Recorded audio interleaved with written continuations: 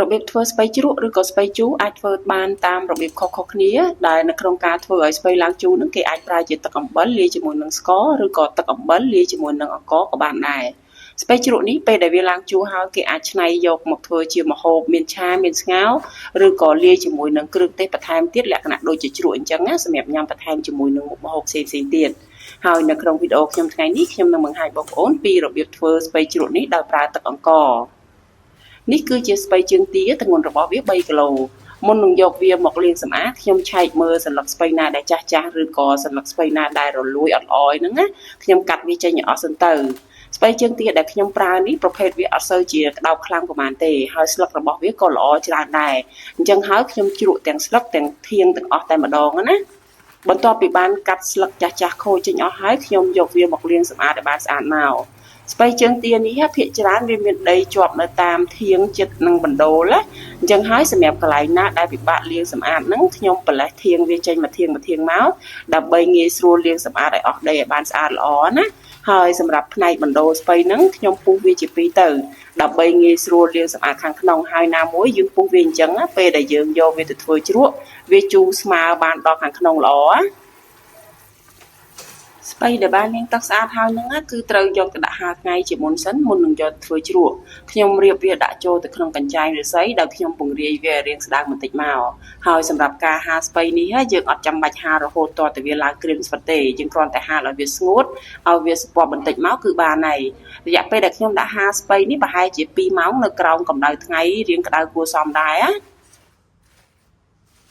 ហើយនេះបងប្អូនគឺជាស្ពៃជើងទាដែលខ្ញុំបានហាលថ្ងៃឡើងសពពហើយបានស្ងួតប៉ុណ្ណឹងគឺវាមិនល្មមអាចឲ្យយើងយកវាមកធ្វើជ្រក់បានទេណាស្ពៃនេះគឺយើងចាំបាច់ត្រូវតែហាលថ្ងៃវាជាមុនបែបនេះទៅស្ពៃជ្រក់ដែលធ្វើចេញមកវាមានក្លិនឈ្ងុយល្អវាអត់ដុះផ្សិតណា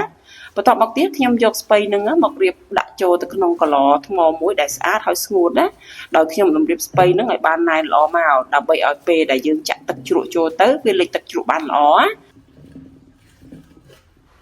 ចំពោះគីឡូដែលខ្ញុំប្រើនេះចំណុះរបស់វា7លីត្រគីឡូប៉ុណ្ណឹងមកល្មមសម្រាប់បរិមាណស្ពៃ3គីឡូហ្នឹងណាបងប្អូនកុំប្រើគីឡូដែលតូចមកល្មមស្មើនឹងបរិមាណស្ពៃអីបងប្អូនត្រូវលៃយ៉ាងម៉េចឲ្យវាមាននៅសល់ចន្លោះខាងលើខ្លះបន្ទាប់ពីបានរៀបស្ពៃណែនអស់ហើយដើម្បីកុំឲ្យទឹកជ្រក់ហ្នឹងវាហៀចេញមកក្រៅនៅពេលដែលវាឡើងជូរហើយនេះបងប្អូនបន្ទាប់ពីបានរៀបស្ពៃចូលទៅក្នុងគីឡូអស់ហើយខ្ញុំចាប់ផ្ដើមរៀបចំដាក់ដាំទឹកជ្រក់ដោយខ្ញុំប្រើបរិមាណទឹកចំនួន3លីត្រសម្រាប់បរិមាណស្ពៃ3គីឡូហ្នឹងណាហើយខ្ញុំបន្ថែមជាមួយនឹងអំបិលចំនួន3ស្លាបព្រាបាយពេញឬក៏ចំនួន1ខាំណាហើយអង្ករខ្ញុំប្រើចំនួន1ស្លាបព្រាបាយអង្ករហ្នឹងបងប្អូនគួរលាងទឹកវាឲ្យបានស្អាតជាមុនសិនមកណាខ្ញុំដាក់ដាំទឹកហ្នឹងឲ្យពុះសិនមកនៅពេលដែលវាឡើងពុះហើយខ្ញុំបន្ថយភ្លើងឲ្យតូចរួចហើយខ្ញុំដាក់រងាស់វាចោលទៅប្រហែលជា5នាទីសិនទៅណា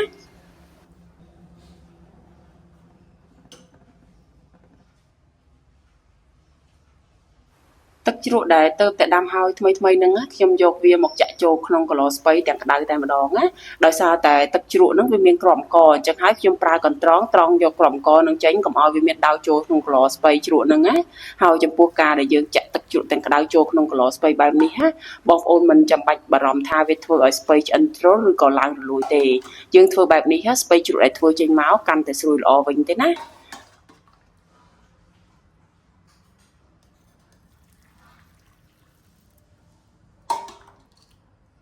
ក្រោយពេលដែលចាក់ទឹកជ្រក់ចូលក្នុងកឡហើយឃើញថាស្ពៃជើងទាហ្នឹងវាប្រែទៅជាពណ៌បៃតងរាងស្រស់ជាងមុនអញ្ចឹងណាខ្ញុំប្រើវែកសង្កត់ស្ពៃខាងលើហ្នឹងឲ្យវាចុះទៅក្រោមមកសន្ទុះទៅដើម្បីឲ្យវាឡើងទ្រោមជាងមុនឲ្យវាលិចទឹកជ្រក់ហ្នឹងបានសព្វល្អពេលដែលសង្កត់ស្ពៃហ្នឹងលិចចុះទៅក្រោមទឹកអស់ហើយខ្ញុំចំហមាត់គីឡូហ្នឹងចោលសិនទៅដោយសារតែវានៅក្តៅស្ពៃជ្រក់នេះដាច់ខាតយើងត្រូវតែចំហមាត់គីឡូរហូតទាល់តែវាចុះត្រជាក់សិនទើបយើងអាចបិទគម្របគីឡូបានណាស្ពៃជ្រក់នេះនៅពេលដែលវាចុះត្រជាក់ហើយឃើញថាពណ៌របស់វាប្រែទៅជារាងលឿងខ្លះៗតែប៉ុណ្ណឹងគឺយើងអាចបិទគម្របបានហើយមុននឹងបិទគម្របហ្នឹងខ្ញុំរកកូនគីឡូមួយដាក់ទឹកអញ្ចឹងមកដើម្បីយកមកសង្កត់ពីលើស្ពៃហ្នឹងឲ្យវាលិចទឹកជ្រក់បានល្អខ្ញុំទុកស្ពៃហ្នឹងនៅក្នុងបន្ទប់ផ្ទះបាយធម្មតាឲ្យវាឡើងជូរដោយខ្លួនឯងទៅរយៈពេល2ទៅ3ថ្ងៃអាស្រ័យលើអាកាសធាតុណាបាទអាកាសធាតុក្តៅស្ពៃជ្រក់នេះឆាប់ជូរជាងពេលត្រជាក់ហើយនេះបងប្អូនគឺជាស្ពៃជ្រក់ដែលខ្ញុំបានធ្វើវាឡើងជូរមកល្មមហើយ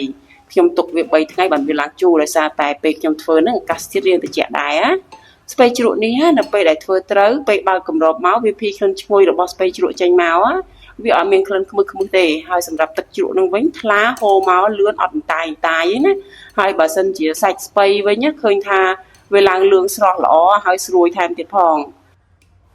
ស្ពៃជ្រក់នេះនៅពេលដែលវាឡើងជូរហើយបងប្អូនគួរទុកវានៅក្នុងទូទឹកកកទៅដើម្បីកុំឲ្យវាកាន់តែជូរលឿនខ្លាំងណាយើងអាចទុកវាបាន1សប្តាហ៍ទៅ10ថ្ងៃវាអត់ទាន់ខូចទេណាហើយពេលទុកវានៅក្នុងទូទឹកកកហ្នឹងបងប្អូនទុកវាទាំងទឹកជ្រក់មកហើយសង្កត់ស្ពៃហ្នឹងឲ្យលិចទឹកជ្រក់ទៅដើម្បីកុំឲ្យវាប្រែពណ៌ទៅជាស្គមជាងមុនណា